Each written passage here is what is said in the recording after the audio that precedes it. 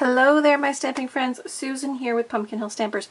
I have a Stampin' Show and Tell for you today, right? That's why we're all here. I'm going to be using the Love Cats stamp set. This is from the spring mini catalog that just came out January 2023. And we're going to be making this interactive fun spinner card. So this is a penny spinner card, and of course it's not going to spin for me on camera because that's too much to ask. But the idea is that the kitty cat is on this spinner. There he goes. He's on this spinner, and he'll go back and forth on the card, or you can spin them yourself. And I love the sentiment, head over heels about you, so I thought that kind of what spurred me on to doing this penny spinner. Now, I haven't done penny spinners for years, so I had to go back and look at some YouTube videos of fellow demonstrators and say, how exactly did I make those cards again? So, here we go, my version of the penny spinner. And you can do this with any project, right, any kind of thing, but I just thought it was super cute with this head over heels sentiment. So, let's get started. Okay, so I'm using the Country Floral Designer Series paper as my front panels here, and it's actually the same paper. So I've cut a 4x5 1/4, and then I've just trimmed off, I think I trimmed off 1 1/4 inches for this one. So I had a couple different versions. One was skinnier, but I wanted it farther up on the card so that there was more play space in there for your spinner. Okay, so DSP is kind of thin, so I'm going to back it on just a piece of basic white. So actually, let me do it this way because we're going to cover the whole thing.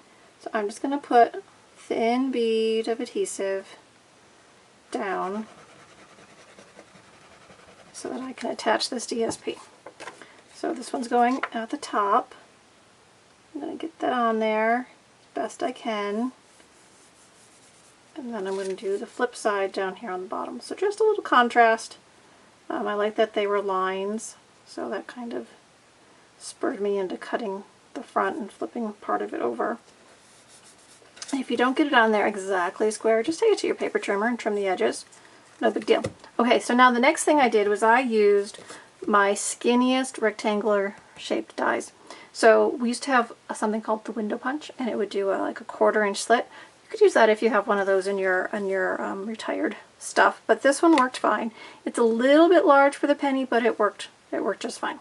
Okay, so you're going to take that to your die cutting machine, and you're going to go ahead and die cut the rectangle out. Now I've done it on another piece, and you can see it's not quite square, so we'll see how this one works, but you want to try to get it straight across. Okay, so there is how we're going to make the front of our card and put our opening in there for the penny portion. Okay, now this is the thing I had to go look because I couldn't remember. I thought we had a double up dimensionals, but I wasn't 100% sure, so I went and I looked at some other people's projects and said, yep, they do double up those dimensionals. So little trick, double up the dimensionals. So the back is all on dimensionals, as you can see.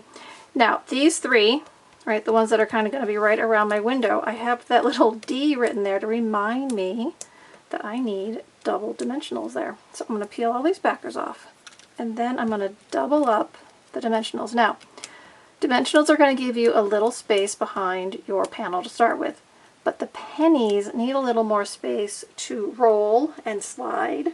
So by doing double dimensionals on the ones right around, those are all sticky. Nope, I missed one. I knew I missed one. Doing double dimensionals right around where the window is that you're going to have the penny slider in, doubling those up just gives that section a little extra space to maneuver. So just putting one on top of the other, and then I'll pull those off so they're all sticky. Okay, now normally if you have a really tight window in there, oh no, I forgot my pennies. Wait, pennies, I need pennies.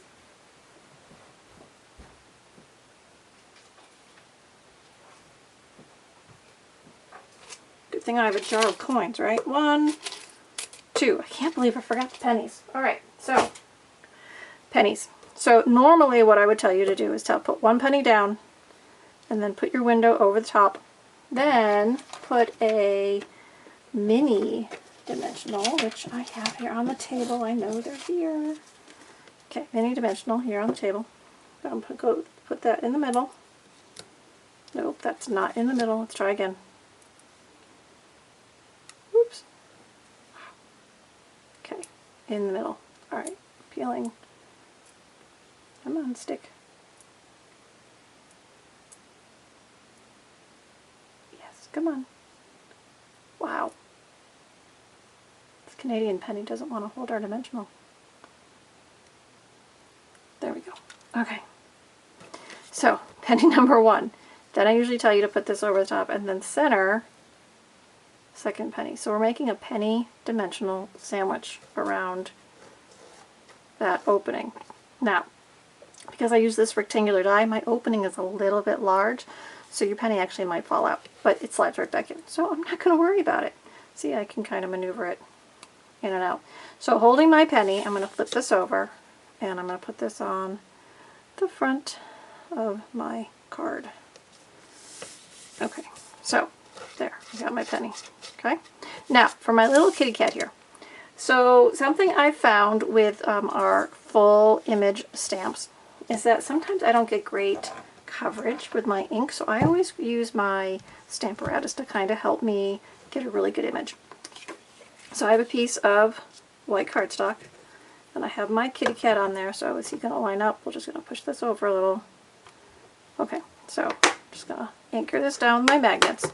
So what I found is that by using the Stamparatus, right, because you're holding everything down with the magnets, the stamp is attached to the arm, so it's not going to move. So I ink it up. Now I'm using Sweet Sorbet because that's kind of my coordinating color here. I ink him up and then I'm going to stamp him. Okay, so if I stamp him once, right, and I'm giving a good press, stamp him once, he's okay, but he's not really solid. If I want him a little more solid, I can just ink up my stamp again, because nothing has moved, right? The stamp didn't move, paper didn't move, and I can just stamp him a second time or a third time, however many times you need to. And that's going to be totally based on how much ink is in your ink pad and how hard you press. So that's a nice little trick there. So when I have a solid image, okay, these cats are pretty solid images, I recommend the Stamparatus to help you get more coverage or multiple layers of coverage. Okay, so then I took my stamped kitty cat there and I went with my Stylish Shapes dies and I found the circle that was closest to his size because I didn't want him too big because he's kind of big to start with, and I just die cut him out. Okay, everybody with me? Alright, so there's my kitty cat. So now all I need to do is get a normal size dimensional. I put that on the top of my penny sandwich, just like that, and he kind of slid over, so make sure your penny is on the front. And then he's already peeled off, and then I'm going to put my kitty cat down like that, and he'll slide. And if he's in there properly, he might roll. He's really supposed to roll. Alright, so maybe this is more interactive. I'm going to have to work on my positioning there. So the more I play with it, the more he does it. So kind of loosen that up. Alright, so now I've already die cut for my sentiment one of the tags from the Stylish Shapes die set, and I'm going to stamp that with my heads over heels about you sentiment. Because it's see-through, I can see through my block down to my pre-cut tag. I can do it this way. If you feel better, stamp it first, then die cut it. It's totally up to you. Alright, so he's going to go on some dimensionals to pop him up. It's going to go right there, and then I've got this coordinating in color Sweet Sorbet twine. So I cut 2 lengths at about 7 inches, and then I just tied my bunny ear bow. So 2 loops, tie a knot, and then adjust and tighten as you need to. You guys have seen me do that hundreds of times. So, and then I'm just going to put a glue dot down and add my little bow, and there I go. There's my little spinner card. So, kind of fun, right? Some fun, interactive stuff going on our card. So there you go, guys. I hope you enjoyed kind of that spinner card. It's a really, okay, I've been doing this 20 plus years. Let's just call it one of the cards I tried many years ago, and I haven't done it in a while, so I thought this was kind of fun. Alright, give me comments. Remember, you can subscribe, give me thumbs up here on YouTube so you always get notified if I'm sharing something new, which is usually that once a week. or you can hop over to my blog, and you're welcome to subscribe to my newsletter to get my weekly newsletter with other tutorial projects as well. So stay in the know, keep up with me, and I will see you again here real soon with another project. Have some fun stamping today. Bye!